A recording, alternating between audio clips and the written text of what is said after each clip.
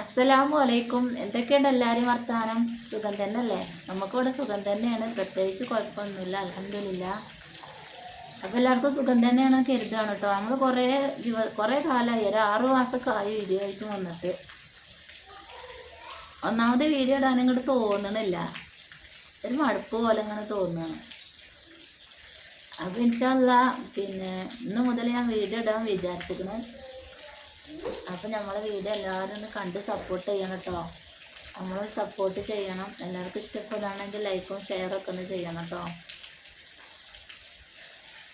അപ്പോൾ ഇന്ന് മുതൽ ഞാൻ വീഡിയോ ഇടും കേട്ടോ. ഇതാണ് ഇന്നത്തെ വീഡിയോ. ഇതാണ് എല്ലാ കാര്യങ്ങളോടൊന്ന് പറയാനും കൂടിയാണ് വന്നത്. നാളെ മുതൽ വീഡിയോസൊക്കെ ആയിട്ട് വരാം കേട്ടോ. അപ്പോൾ മക്കളെ, ഒരു മാസമായിപ്പോൾ നമ്മൾ ഉംറക്കൊക്കെ പോയി വന്നിട്ട് നമ്മളെ ഉംറയൊക്കെ അടിപൊളിയായിട്ട് കഴിഞ്ഞു. നല്ല രീതിയിൽ തന്നെ ഉംറയൊക്കെ ചെയ്യാൻ കഴിഞ്ഞു. മക്കത്തും മദീനത്തൊക്കെ പോയി 15 ദിവസത്തെ പാക്കേജ് ചെയ്യുന്നു. മക്കത്തും മദീനത്തൊക്കെ പോയി കാണേണ്ടതെല്ലാം കണ്ടു.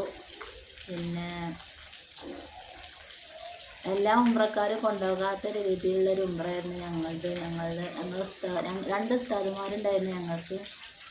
ഒന്ന് ഇവിടെ മലപ്പുറം പൊന്നാനിയുള്ളതും ഒന്ന് ഐലാശ്ശേരി ഉള്ളതും കേട്ടോ. 2 ഉസ്താദുമാരെയും ഞങ്ങൾക്ക്. അപ്പം അതുകൊണ്ട് തന്നെ യാതൊരു ബുദ്ധിമുട്ടും ഇല്ലാതെ ഉംറകളൊക്കെ നല്ല ഭംഗിയായിട്ട് കഴിഞ്ഞു. സാധാരണ ഉംറക്കാർ കൊണ്ടുപോകാത്ത സ്ഥലങ്ങളിലൂടെയൊക്കെ ഞങ്ങൾ പോയി. തായിഫ്, ഹുദൈബിയ,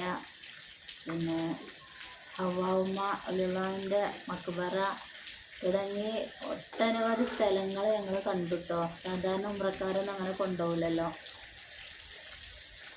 അപ്പം അങ്ങനെയൊക്കെയാണ് നമ്മളെ ഉംറ വിശേഷങ്ങൾ. മാഷാ അല്ലാഹ്, മരിക്കുന്നതിൻ്റെ മുമ്പ് ഒരു ഉംറ ചെയ്യാൻ പറ്റി. അതെൻ്റെ ഏറ്റവും വലിയൊരു ആഗ്രഹമായിരുന്നു.